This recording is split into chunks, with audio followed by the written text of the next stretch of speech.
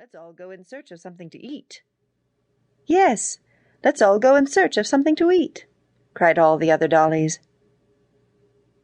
"When Mistress had me out playing with her this morning," said Raggedy Ann, "she carried me by a door near the back of the house, and I smelled something which smelled as if it would taste delicious." "Then you lead the way, Raggedy Ann," cried the French dolly. "I think it would be a good plan to elect Raggedy Ann as our leader on this expedition," said the Indian doll. At this all the other dolls clapped their hands together and shouted, "Hurrah! Raggedy Ann will be our leader!" So Raggedy Ann, very proud indeed to have the confidence and love of all the other dollies, said that she would be very glad to be their leader.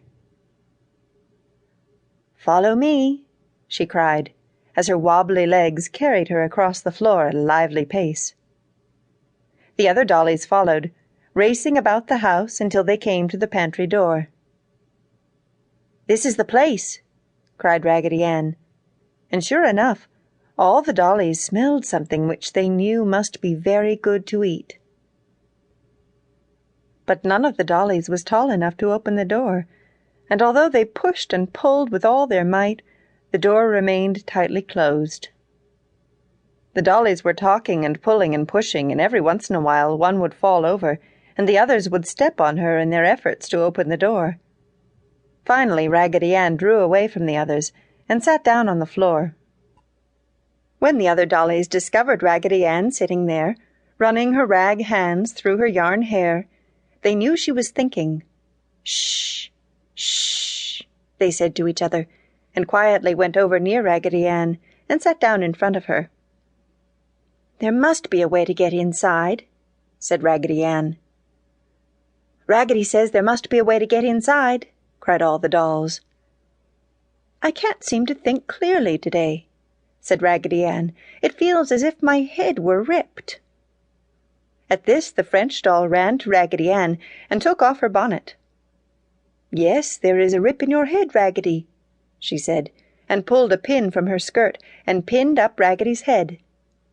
"It's not a very neat job, for I got some puckers in it," she said.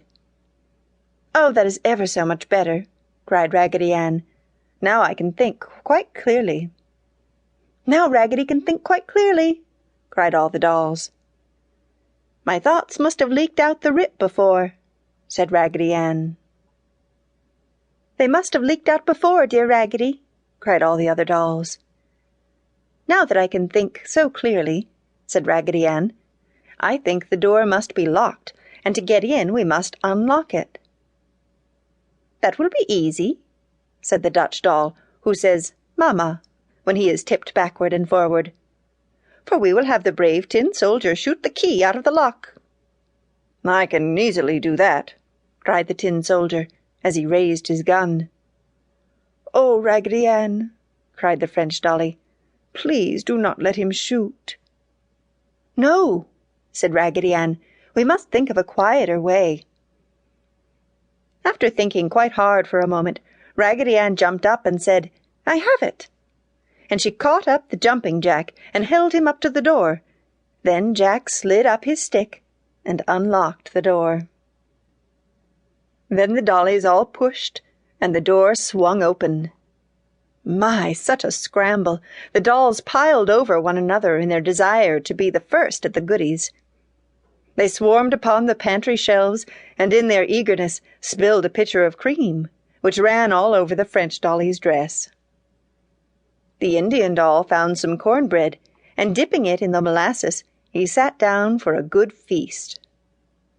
A jar of raspberry jam was overturned, and the dollies ate of this until their faces were all purple. The tin soldier fell from the shelf 3 times and bent one of his tin legs, but he scrambled right back up again. Never had the dolls had so much fun and excitement, and they had all eaten their fill when they heard the click of the front gate. They did not take time to climb from the shelves, but all rolled or jumped off to the floor and scrambled back to their room as fast as they could run, leaving a trail of breadcrumbs and jam along.